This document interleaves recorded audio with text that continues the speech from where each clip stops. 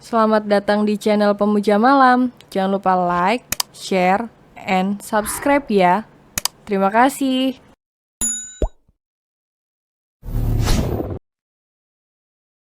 Chapter 42 terdengar sangat indah di telinganya.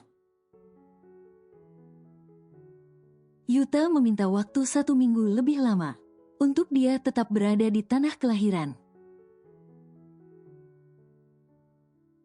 Wanita yang sudah sejak lama dicarinya itu mengingat respon Alexandra semalam. Yuta akan berusaha lebih keras lagi untuk mendapatkan hati wanitanya kembali. Kesalahannya memang fatal, tapi semua orang pun pernah membuat kesalahan, bukan? Dan bukankah semua orang berhak untuk mendapatkan kesempatan kedua? Tapi kemana aku harus mencarinya? Gumam Yuta saat berada di lobi hotel, dalam kebingungan yang mendera. Tiba-tiba terbersit di pikirannya untuk menemui Leo. Sebagai sesama pria, dia harus berbicara dari hati ke hati dengan pria itu. Mungkin saja jika dijelaskan dan diceritakan bagaimana masa lalunya dengan Alexandra. Kesalahpahaman apa yang pernah terjadi saat dulu, Leo dapat mengerti dan melepaskan Ale untuk kembali padanya. Bukankah akan lebih baik jika tidak menggunakan kekerasan daripada buang-buang energi untuk berperang? Yuta lebih memilih untuk bernegosiasi guna mencapai kesepakatan dengan Leo. Baiklah, kalau begitu aku akan ke perusahaan Baros saja. Yuta pun meminta dicarikan taksi pada pihak hotel. Dan hanya menunggu sekitar 2 menit taksi yang ditunggu sudah tiba. Dari hotel tempatnya menginap menuju ke perusahaan Baros, hanya berjarak 10 km saja. Menaiki taksi itu hanya butuh waktu kurang dari 15 menit dengan kecepatan sedang. Setelah turun dari taksi, Yuta langsung menuju ke lobi. Baik, Tuan, mohon ditunggu sebentar. Setelah mengatakan maksud kedatangannya ke perusahaan Baros, pada resepsionis yang bertugas, kini Yuta diminta menunggu, sebab resepsionis itu akan mengonfirmasinya terlebih dahulu. Pada Angga, sang asisten pribadi Tuan Leo. Mohon maaf, Tuan Yuta. Untuk saat ini Tuan Leo tidak berada di tempat. Silahkan membuat janji terlebih dahulu. Ucap resepsionis itu dengan sopan. Sebenarnya Yuta tahu Leo tidak mungkin berada di perusahaan. Sebab baru 1 jam yang lalu dia melihat Leo ada di televisi. Dengan latar belakang sebuah taman yang cukup luas dengan ada kolam renangnya. Kalau begitu bisa saya bertemu dengan Pak Angga? Tanya Yuta lagi, setelah resepsionis itu mengonfirmasi. Yuta langsung diantar menuju ruangan Angga. Mohon maaf, Tuan Yuta.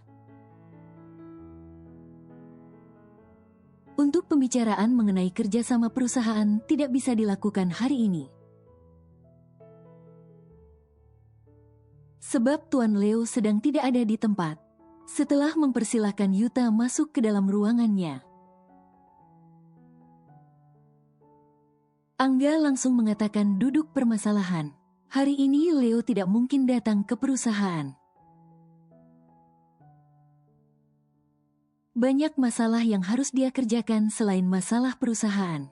Dan Angga memaklumi hal itu. Namun untuk membahas masalah perusahaan, Angga tetap harus meminta persetujuan Leo.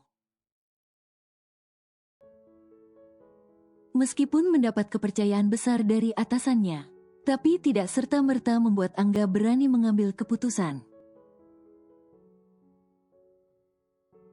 Tanpa diketahui oleh Leo, "Oh, saya datang ke sini bukan untuk membahas masalah perusahaan," sahut Yuta pada Angga. Angga menautkan alisnya. "Saya ke sini untuk meminta Anda menghubungi Tuan Leo. Saya ingin bertemu dengannya. Ini masalah pribadi," cerocos Yuta lagi tanpa memperdulikan kebingungan di wajah Angga. Yuta memang tidak memiliki nomor ponsel pribadi Leo, karena tidak sembarang orang yang Leo izinkan. Untuk memiliki nomor ponselnya, Yuta pun hanya memiliki nomor Angga, asisten pribadi si Raja Hutan itu.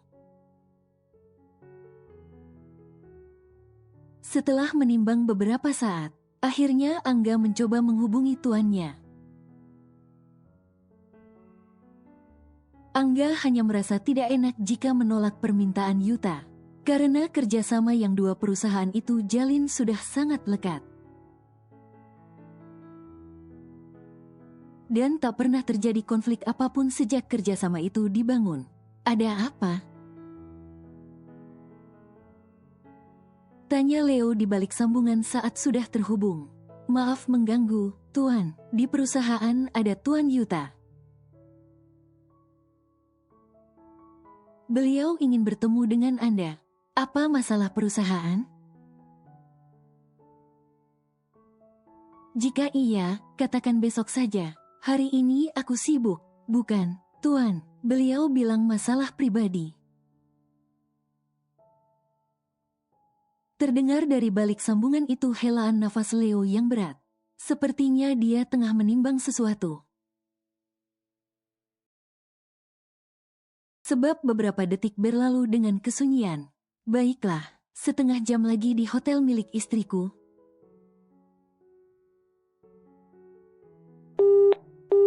Sambungan itu pun langsung diputus sepihak oleh Leo, seperti biasanya. Angga pun sudah tidak heran lagi. "Tuan Leo bersedia bertemu, Tuan. Setengah jam lagi di Emerald Palace Hotel, Tuan." Yuta termangu. "Astaga, kalau tahu bertemu di hotel tempatku menginap, kenapa harus datang jauh-jauh ke perusahaan ini?" gerutu Yuta dalam hatinya saat Angga menyebutkan nama hotel tempatnya menginap untuk seminggu ke depan. Setelah mengucapkan terima kasih pada Angga, Yuta segera pamit untuk kembali ke hotel tersebut. Karena jarak yang singkat ditambah tidak ada kemacetan, hanya butuh waktu 7 menit saja. Yuta sudah kembali menginjakkan kakinya di Hotel Emerald Palace. Yuta memilih menunggu Leo di restoran yang ada di dalam hotel, sambil memesan kopi untuk dirinya sendiri. Yuta pun mulai memainkan ponselnya untuk membunuh kejenuhan selama menunggu rivalnya tersebut. Sesuai janji, Leo tidak terlambat pun juga tidak terlalu cepat. Setengah jam kurang 5 menit Leo sudah tiba di hotel miliknya, yang sudah dia berikan pada sang istri semalam. Sama halnya dengan karyawan di perusahaan atau bidang usaha yang lain. Jika pemilik tempat mereka bekerja datang secara mendadak, maka kepanikan akan langsung terasa. Padahal Leo bukan datang untuk melakukan sidak. Dia tidak ada waktu untuk itu. Sekarang saja sebenarnya Leo malas untuk bertemu dengan Yuta, sebab ingin secepatnya kembali ke rumah sakit. Guna bertemu seseorang yang dirindukan. tapi demi kerjasama yang selama ini terjalin. Leo akhirnya mau untuk bertemu. Apalagi setelah Yuta mengatakan ingin bertemu karena alasan pribadi. Membuat Leo yakin 100% pria itu ingin membahas masalah semalam.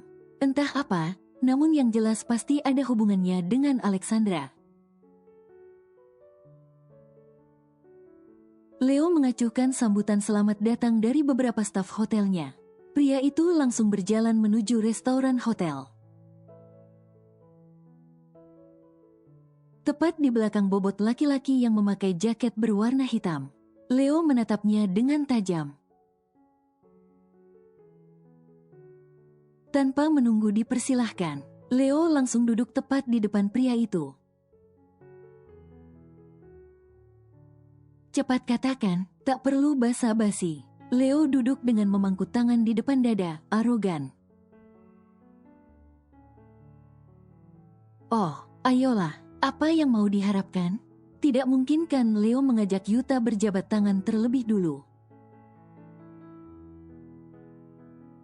Sedangkan semalam saja dia sudah berani menyentuh wanitanya tanpa izin.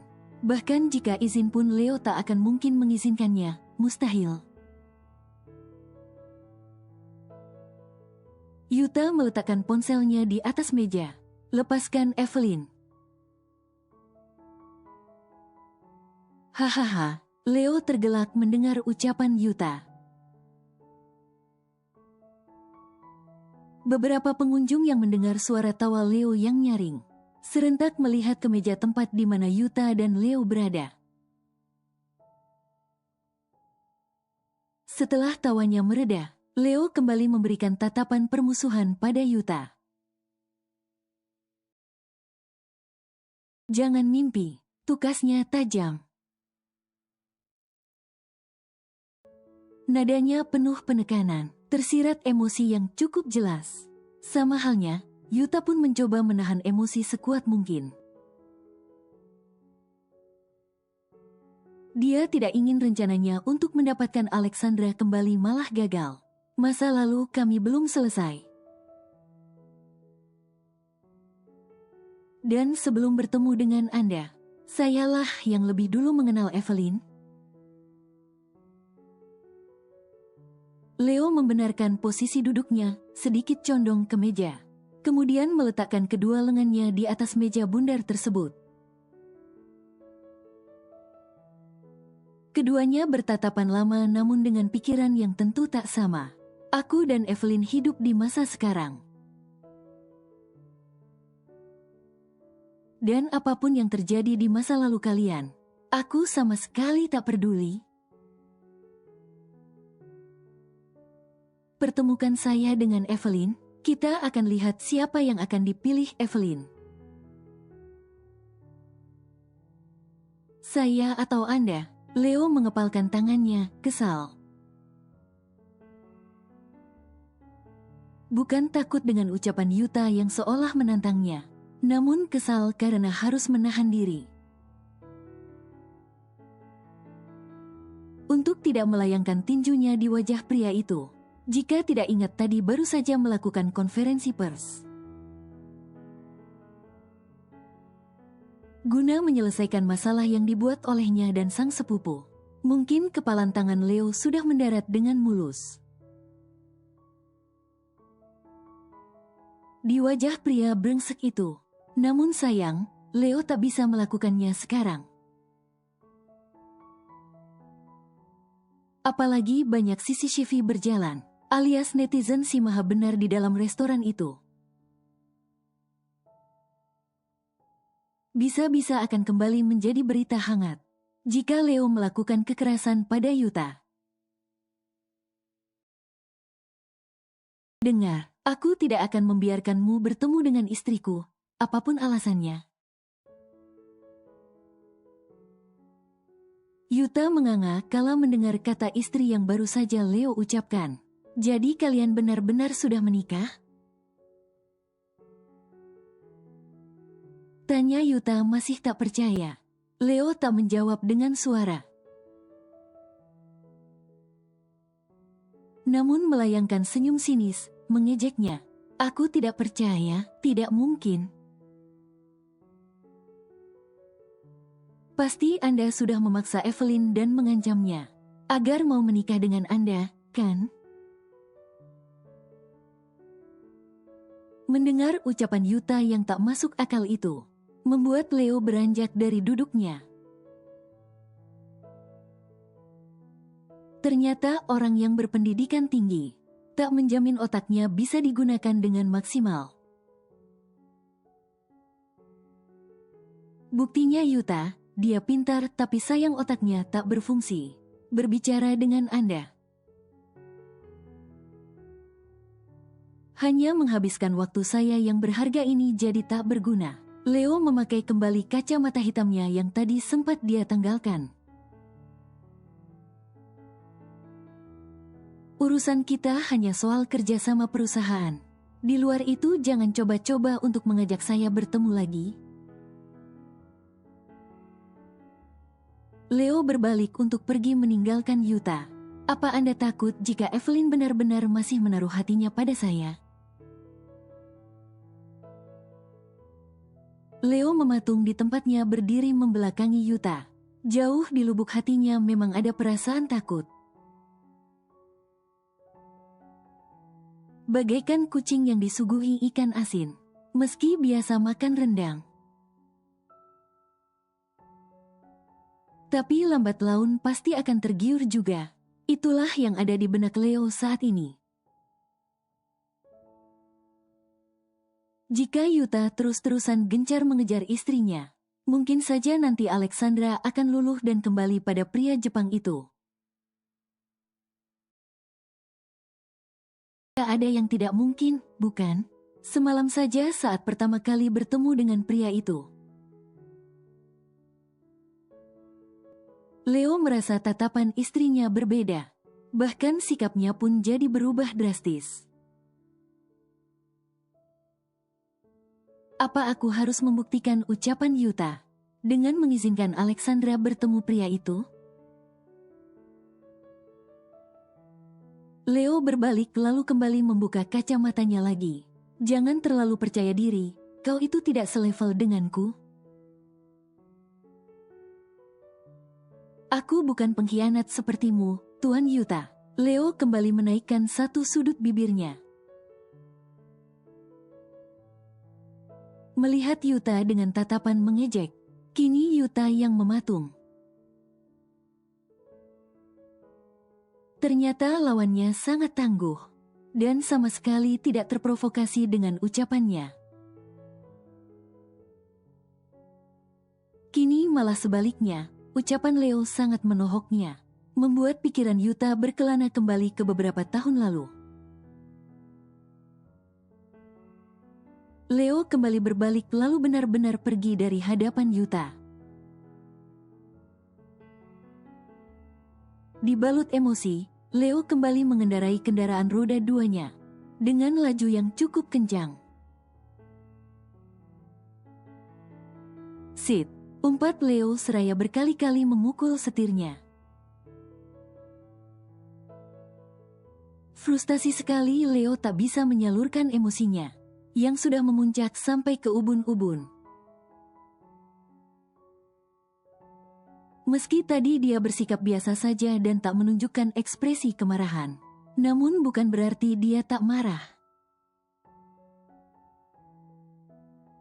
Dengan sikap pria itu yang seolah menabuh genderang perang padanya, sebab Leo membawa kendaraannya dengan kecepatan tinggi, membuat dia sampai di rumah sakit tempat istri dan mertuanya berada. Hanya dalam waktu setengah jam saja. Namun saat sudah berada di parkiran, Leo tak langsung turun dan masuk ke dalam rumah sakit tersebut. Dia harus menetralkan dulu amarahnya, sebelum nanti bertemu dengan sang istri. Lumayan lama Leo berada di sana, hingga saat sudah merasa lebih baik. Leo pun turun dan segera naik ke lantai di mana Datzak dirawat.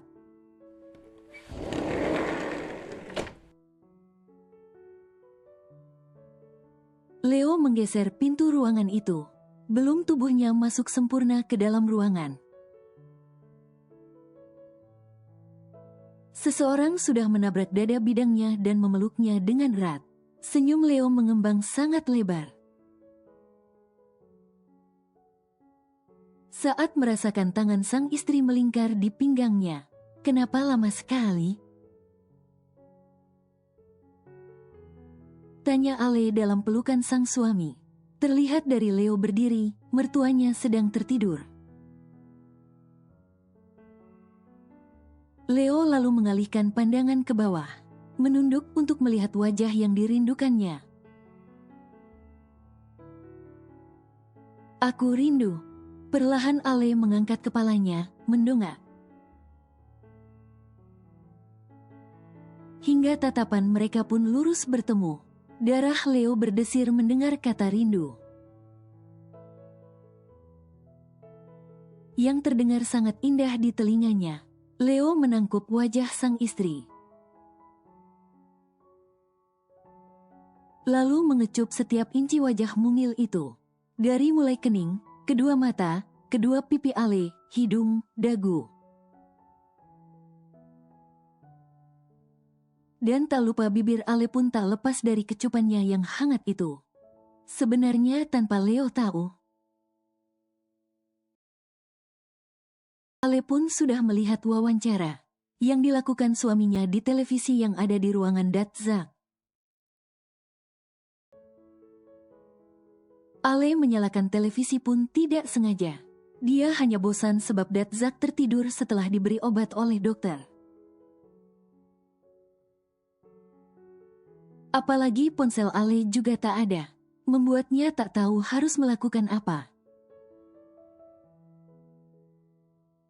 Selain menonton televisi sambil menunggu suaminya kembali, dan Ale sudah mendengar semua pernyataan Leo dalam konferensi pers tersebut.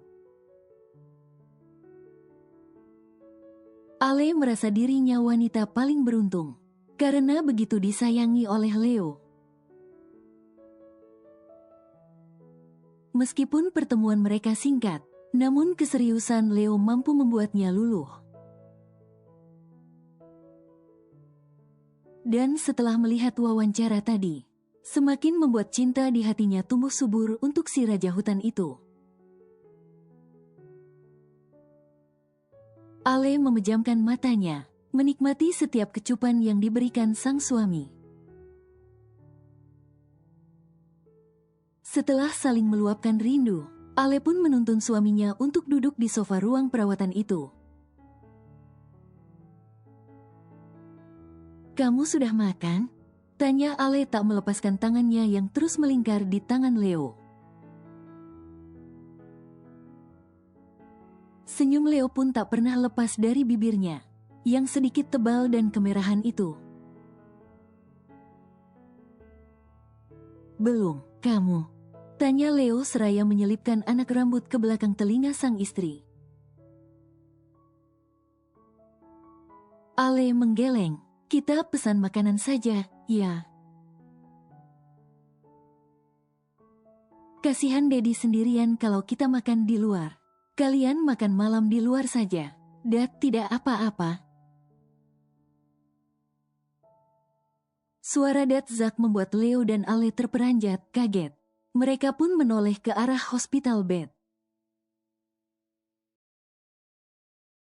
Tempat di mana dedinya terlelap tadi. Dad.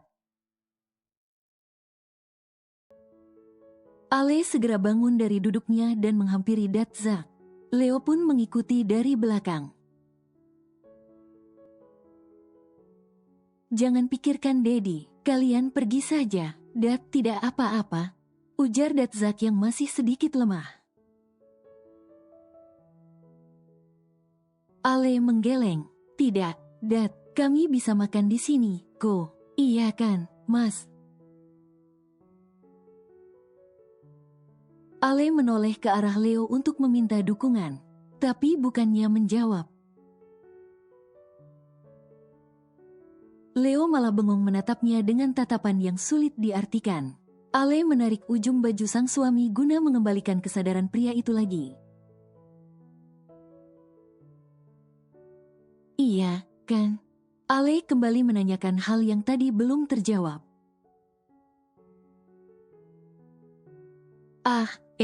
Iya sayang, kita bisa makan di sini. Jawab Leo terbata.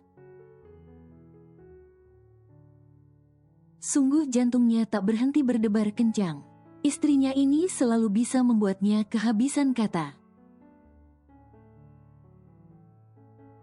Datzak menahan senyum dan mengerti. Menurut Datzak, ucapan menantunya itu bak majas ironi, bertentangan. Kalimatnya menyetujui, namun nada dan sorot matanya tak sama. Datzak pernah muda. Tak mungkin dia tidak mengerti arti di balik kalimat yang Leo ucapkan barusan. Sudah, tidak apa-apa. Nanti Dat minta Damar untuk menemani di sini. Kalian pulang saja, istirahat. Akhirnya setelah perdebatan panjang, Ale menuruti ucapan Datzak yang meminta dirinya dan sang suami untuk pulang dan beristirahat. Namun mereka baru pergi setelah Damar tiba untuk menemani dedinya. Sejak keluar dari ruangan Datzak, Leo tak membiarkan Ale jauh dari sisinya. Sepanjang koridor rumah sakit sampai area lobi, tangan Ale terus melingkar di lengan Leo. Tiba-tiba keduanya berbarengan menghentikan langkah ketika melihat satu sosok yang tak asing. Tengah mondar-mandir tepat di teras depan lobi rumah sakit itu, Yuta, pria Jepang itu sedang berjalan mondar-mandir. Di tempat yang hanya berjarak beberapa meter saja dari tempat Ale dan Leo mematung. Tak sengaja, Ale semakin mengeratkan pegangannya di lengan Leo. Bahkan rasanya seperti mencengkram. Tatapannya kosong menatap lurus ke depan. Sayang, ayo. Leo yang tak suka dengan tatapan istrinya, langsung meminta Ale untuk kembali melangkah. Memasang senyum palsu, mencoba kembali meredakan gejolak amarah yang membuncah tak tertahankan lagi. Leo tidak tahu kalau ternyata Yuta mengikutinya sampai ke rumah sakit. Namun Yuta kehilangan jejak Leo saat si Raja Hutan itu masuk ke dalam area rumah sakit tersebut. Hingga akhirnya pria itu pun memutuskan untuk kembali keluar dan menunggu Leo dengan pasrah. Padahal tatapan Ale bukan tatapan suka atau masih ada rasa. Justru sebaliknya. Masih lekat dalam ingatan. Bagaimana Yuta pernah memberi luka yang sakitnya masih terasa hingga saat ini. Evelyn, Ale terus berjalan acuh, sama sekali tak memperdulikan panggilan Yuta. Parkir di mana? Tanya Ale yang tak tahu harus jalan ke arah mana. Sebab entah sejak kapan tangannya sudah tak melingkar lagi di tangan Leo. Beruntung tempat parkir Leo tak berada terlalu jauh. Leo pun segera membukakan pintu mobil untuk istrinya. Evelyn, tunggu. Yuta datang dari arah belakang, lalu mencekal dan langsung menarik pergelangan tangan Ale. Sebelum wanita itu sempat masuk ke dalam mobil, Leo semakin geram, dia pun menepis tangan Yuta. Seperti yang dilakukannya tadi malam, sama persis. Kau. Leo hendak melayangkan tinjunya. Namun Ale buru-buru menggeser tubuhnya. berdiri menempel di depan tubuh Leo. Waktuku tidak banyak. Katakan apa yang ingin kau bicarakan, ucap Ale mengalihkan agar Leo tak semakin tersulut emosi. Aku minta maaf, aku tahu kesalahanku sangat besar. Tapi tolong beri aku satu kesempatan lagi. Aku mohon padamu, Evelyn. Tubuh Yuta tiba-tiba merosot ke bawah. Memohon dengan posisi berlutut di depan Ale dan Leo. Mengakui kesalahan dan meminta satu kesempatan. Ale mendongakkan kepalanya ke atas. Tak ingin melihat wajah bersalah Yuta. Bukan takut luluh, hanya saja situasi ini malah membuatnya semakin membenci pria itu. Marah, kesal dan sungguh Ale ingin sekali mendaratkan satu tamparan keras ke wajah Yuta. Ale hanya wanita biasa, punya hati yang rapuh. Apalagi soal cinta, seperti itulah keadaan sesungguhnya. Hatinya hancur berkeping-keping karena perbuatan Yuta dan Yurika. Aku sudah menikah. Ale mengangkat tangan, menampilkan cincin yang tersemat di jari manis sebelah kanannya. Tak ada kesempatan apapun untukmu. Kita sudah selesai bahkan sebelum kita memulainya, Yuta. Aku mohon, jangan lagi menampakkan wajahmu di depanku. Ini yang terakhir. Mendengar ucapan Ale, Yuta segera berdiri dengan wajah sedih dan kecewa. Sayang, aku lelah, ucap Ale yang langsung berbalik menatap suaminya. Tanpa banyak tanya, Leo lalu membantu sang istri untuk segera masuk ke dalam mobilnya. Evelyn, tunggu, kita harus bicara. Kamu pasti masih mencintaiku, kan? Perasaanmu masih sama seperti dulu, kan? Yuta tak memperdulikan keadaan parkiran yang cukup ramai. Dia terus menggedor kaca mobil Leo saat pintu mobilnya sudah tertutup sempurna. Leo mengepalkan tangannya kuat. Tak tahan lagi akhirnya satu tinjunya mendarat di wajah Yuta.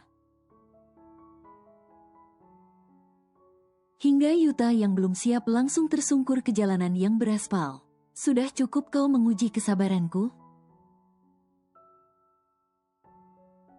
Aku tidak akan tinggal diam. Kalau kau terus bersikap seperti ini pada istriku,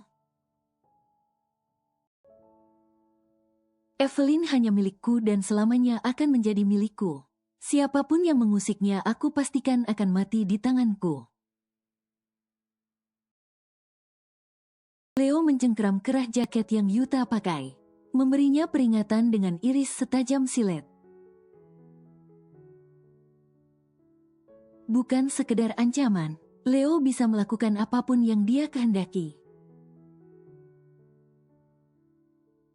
Saat pintu mobil terdengar kembali dibuka, Leo segera beranjak dari atas tubuh Yuta. Leo tahu istrinya hendak turun lagi dari mobil, namun Leo langsung mencegahnya. Setelah memastikan pintu mobil tertutup kembali, Leo berjalan memutar dan bergegas naik ke dalam mobilnya lalu duduk di jok pengemudi.